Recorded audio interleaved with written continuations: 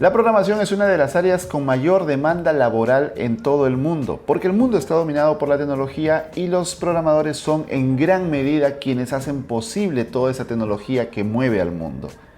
Pero, ¿sabías cómo se inició la programación? ¿Quién inventó la programación? Mejor aún, ¿sabías que la programación fue creada por mujeres? Sí, mujeres, en plural. ¿No lo sabías? En este video te lo voy a contar para que de una vez por todas sepas por qué la programación es un tema de mujeres. También de hombres, pero fue inventado por mujeres. Si es la primera vez que vienes a este canal, te cuento que somos EDTeam, la única red social educativa en español. Sí, escuchaste bien, red social en la que puedes aprender tecnología, diseño y negocios desde tu casa, desde cualquier lugar del mundo con solamente una conexión a internet. Y lo mejor, como es una red social, puedes conocer a personas que comparten la misma pasión que tú. Así que, ¿qué esperas? Puedes comenzar gratis hoy mismo en ed.team. Y si no es la primera vez que llegas por acá, porque ya nos conoces, ya nos sigues desde hace un tiempo, comparte este video con tus amigos, con tus conocidos, porque seguramente les va a gustar mucho. Antes de contarte cómo así las mujeres inventaron la programación, hay que partir por el principio. Y el principio sería preguntarnos qué cosa es la programación.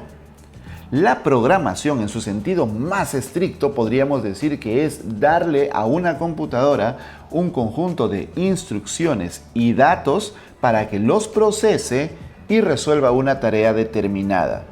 Ojo, instrucciones y datos para que los procese y resuelva una tarea determinada. Muy bien, eso se entiende. Pero eso nos lleva a una segunda pregunta. ¿Qué cosa es una computadora? ¿Qué requisitos debe cumplir una máquina para que se le considere computadora?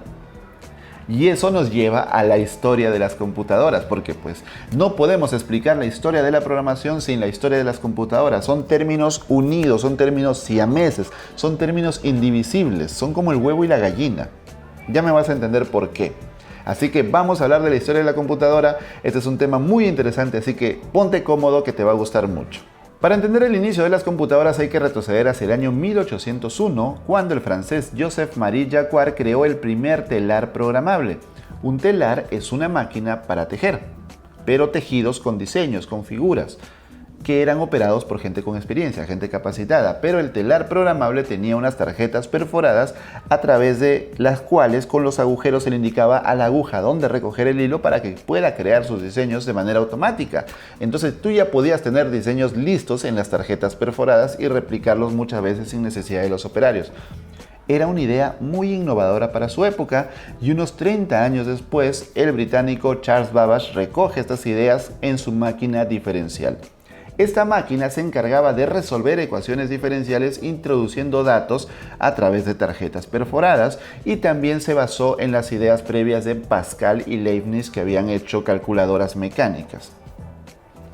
Esta idea era tan innovadora que el gobierno británico la financió con 17.000 libras, el valor de 2 buques de guerra para la época. Sin embargo, pronto Babbage se aburrió de esta primera máquina porque él ya estaba imaginando en la siguiente versión, en una máquina de propósito general y ya no de propósito específico, como era la primera máquina que solo resolvía ecuaciones diferenciales. Él quería una máquina que sea capaz de resolver cualquier problema matemático, sin necesidad de crear una máquina para cada propósito.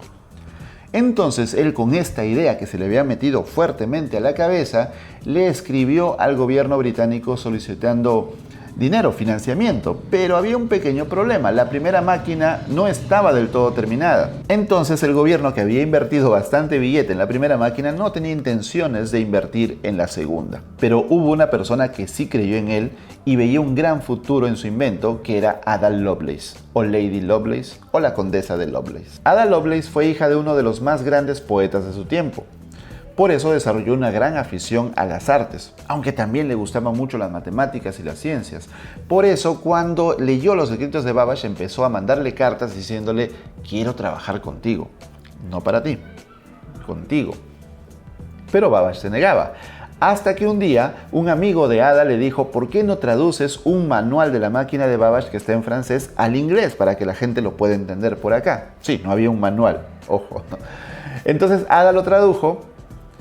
Le gustó mucho a Charles Babbage esa traducción, así que le invitó a Ada a añadir algunas notas al final. Le dijo, ¿por qué no añades unas notas ya como cosa tuya, como reflexión tuya, como notas de la traductora?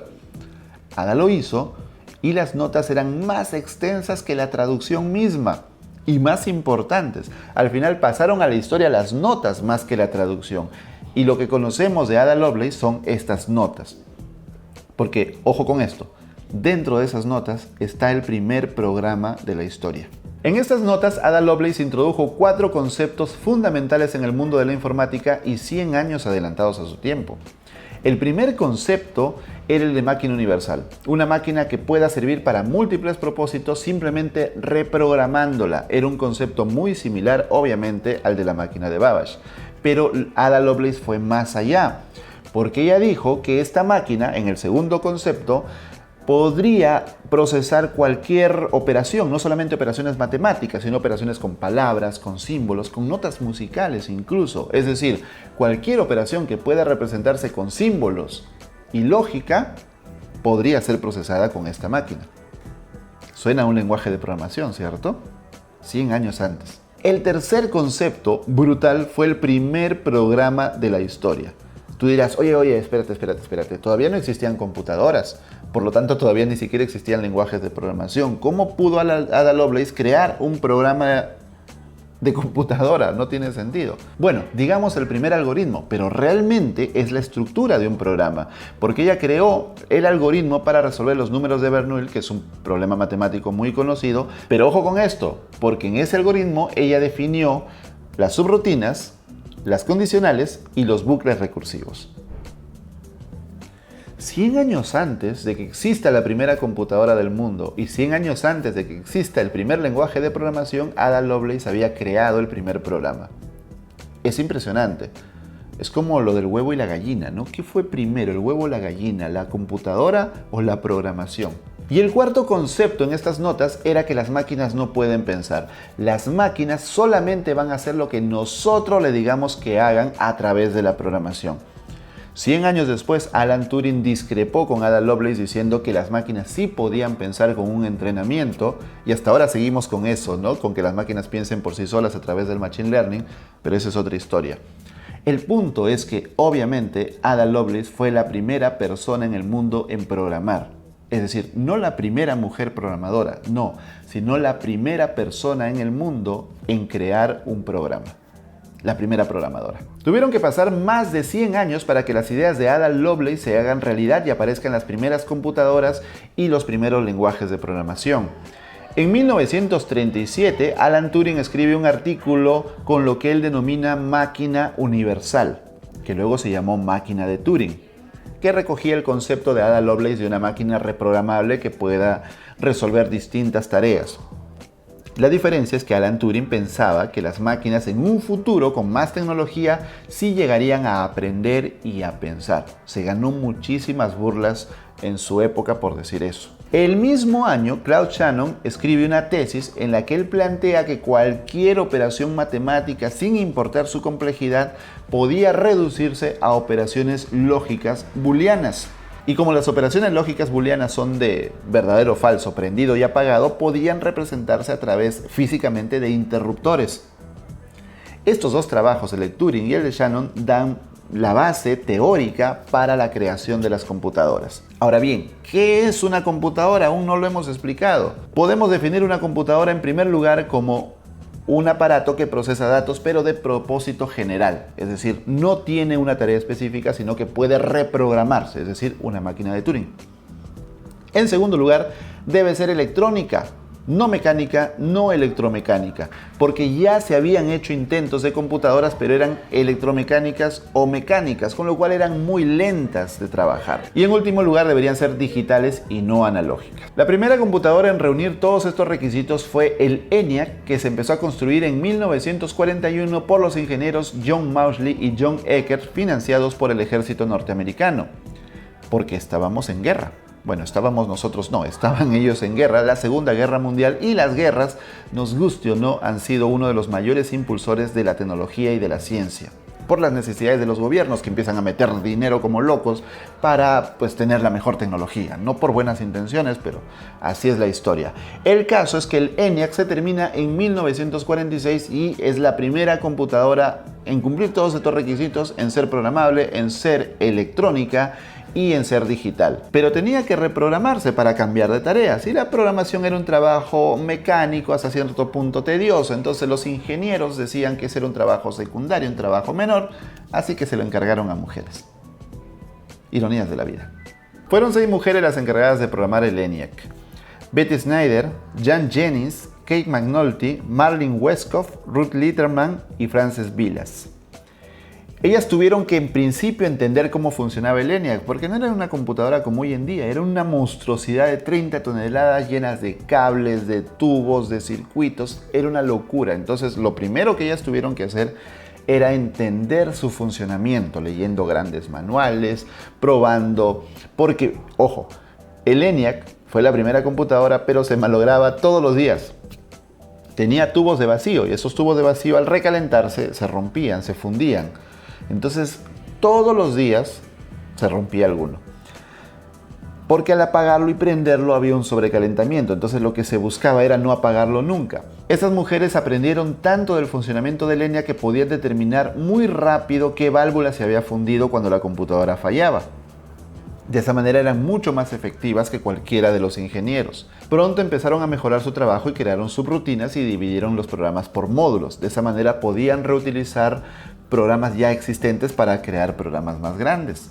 En palabras de Jan Jennings, los chicos con sus juguetitos pensaban que la tarea más importante era el ensamblaje de hardware y que ese era un trabajo de hombres. Es decir, la programación era trabajo de mujeres. Pero ellas estaban encantadas con este trabajo de mujeres. Es muy curioso, en aquellos tiempos se pensaba realmente que la programación era un trabajo secundario, algo así como un asistente, y se le encargaba a las mujeres. Pero gracias a estas mujeres, el ENIAC pudo hacer su lanzamiento, pudo hacer su demo de lanzamiento en el año 1946, cuando se hicieron los cálculos para los lanzamientos de misiles. Cálculos nada más, no se lanzaron misiles en la presentación del ENIAC. El detalle es que había que crear el programa, es decir, la máquina, el ENIAC estaba ahí, no había cambiado. Lo que cambió para la presentación fue crear un programa para calcular la trayectoria de los misiles. Y este programa fue creado por estas mujeres. No sé si me he explicado bien. El demo, más que la máquina, fue el programa. Obviamente no fue presentado como el programa, fue presentado como la máquina, pero ahora sabemos que lo importante era el programa que estaba detrás. Sin ese programa no hubiera funcionado el demo. Esa noche, la noche de lanzamiento del ENIAC, hubo una cena de celebración a la que no fueron invitadas ninguna de estas mujeres. En 1997, miren cuántos años después, estas mujeres fueron reconocidas con el mérito que se merecían e introducidas al Salón de la Fama de la Tecnología.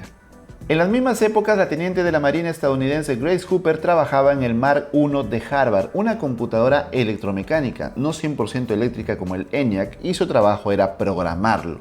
Así que igual que hicieron las mujeres del ENIAC, Grace Hooper empezó por entender cómo funcionaba esta máquina gigante llena de cables y llena de cosas ruidosas. Entonces Grace Hooper escribió el primer libro de programación de la historia. Escuchaste bien, el primer libro de programación de la historia, donde ella explicaba cómo programar el ENIAC y desarrollaba el concepto de subrutina. Cuando trabajaba con su equipo en el Mark II, la nueva versión de esta computadora, sucedió una anécdota que pasó a la historia del mundo de la tecnología, porque aquí se definió el término bug o bug para referirse a los errores de cómputo. Y es que un buen día la computadora no funcionaba. Empezaron a buscar qué estaba pasando y uno de los ingenieros, no Grace Hooper, ella misma se ha encargado de desmentir que ella haya encontrado el insecto, encontró un insecto en uno de los relés. Hay que recordar que el Mark II, al igual que el Mark I, era una computadora electromecánica. Por lo tanto, existían estos interruptores. Y al meterse la polilla ahí, impidió el funcionamiento de la máquina. Esta polilla fue sacada, fue puesta en la bitácora del proyecto y ahí se escribió como un log que habían encontrado una polilla. Es la primera vez que se encuentra un bug en el sistema. Y desde ese momento hasta ahora le llamamos bugs a los errores de código y debugging al proceso de depurarlos, de quitar los errores. Luego del ENIAC, sus creadores John Mauchly y Ecker crearon la primera computadora comercial, y es que hasta ese entonces las computadoras estaban financiadas por el gobierno, por las universidades, y tuvieron ahí un conflicto, no llegaron a ningún acuerdo, así que ellos se fueron y dijeron vamos a hacer nuestra propia computadora comercial y ya está, ya no dependemos ni del gobierno ni de nadie. Esta computadora se llamaba UNIVAC, y para la programación del UNIVAC trajeron a las mujeres del ENIAC y también a Grace Hopper. Grace Hopper estaba convencida de que todas las computadoras deberían programarse de la misma manera, porque hasta ese momento cada computadora se programaba de forma diferente. Una sola programación para todas sería lo que hoy llamamos multiplataforma, y Grace Hopper fue la primera en pensar en esto. Entonces ella dijo, deberíamos programar en inglés. La gente pensaba que estaba bromeando. Oye, ¿cómo vas a programar en inglés? ¿Acaso las computadoras entienden inglés? Y ella se obstinaba y decía, no, tenemos que programar en inglés, una forma de programar que cualquier persona pueda entender. Pero nadie la entendía y le decían, pues estás mal, las computadoras no entienden inglés. Así que ¿sabes qué hizo Grace Hopper? Creó el primer compilador de la historia, que transformaba un lenguaje entendible por los humanos en inglés, es decir, un lenguaje de alto nivel, al lenguaje máquina que puedan entender las computadoras. De esa manera podíamos al fin programar en inglés. Y eso fue la base de los primeros lenguajes de programación COBOL y Fortran. Es decir, las bases las sentó Grace Hopper, y Grace Hopper estuvo en los comités que crearon estos dos lenguajes, COBOL y Fortran. COBOL hasta ahora se usa. Y todo esto gracias a Grace Hopper y gracias a las mujeres que entendieron antes que ningún hombre que el futuro estaba en la programación. No en el hardware, sino en la programación. Tuvieron que pasar varios años hasta que en la década de los 80 un hombre entendió el poder de negocio que había en el software. Ese hombre es Bill Gates y se convirtió en el hombre más rico del mundo con esta idea. Pero ahora sabemos que esa idea venía de muchos años atrás, de las mujeres de ENIAC, de Grace Hopper y más atrás de Ada Lovelace. Espero que hayas disfrutado este video. Si es así, por favor compártelo y déjanos en los comentarios lo que te ha parecido y si hay algún dato adicional que quieras compartir con nosotros sobre este tema. Si eres mujer y quieres programar y por ahí alguien te quiere desanimar, muéstrale este video y demuéstrale que las mujeres inventaron la programación. Y si eres hombre y no sabías este dato, la moraleja de esta historia es que los hombres no son mejores que las mujeres y las mujeres tampoco son mejores que los hombres. Al final no se trata de géneros, no se trata de sexo, se trata simplemente de que algo te apasione, de que algo te guste y que le pongas ganas para hacer las cosas. Mira la ironía de la historia. Por el machismo relegaron a las mujeres a la programación que pensaron que era secundario y las mujeres terminaron creando una de las mayores profesiones de la historia, una de las mayores revoluciones culturales de la historia. La moraleja es que tienes que hacer algo que te apasione. No importa quién te señale con el dedo, no importa si te dicen ese es un trabajo secundario, ese es un trabajo sin importancia. Si te apasiona, hazlo. Y seguramente vas a poder cambiar el mundo. Y si te apasiona la programación, te invito a ir a nuestro sitio web ed.team porque puedes aprender programación gratis y puedes aprender muchos lenguajes de programación, dominar la tecnología y alcanzar tus metas junto a EdTeam. Yo soy Álvaro Felipe y nos vemos en un próximo video. Hasta la próxima. Chao.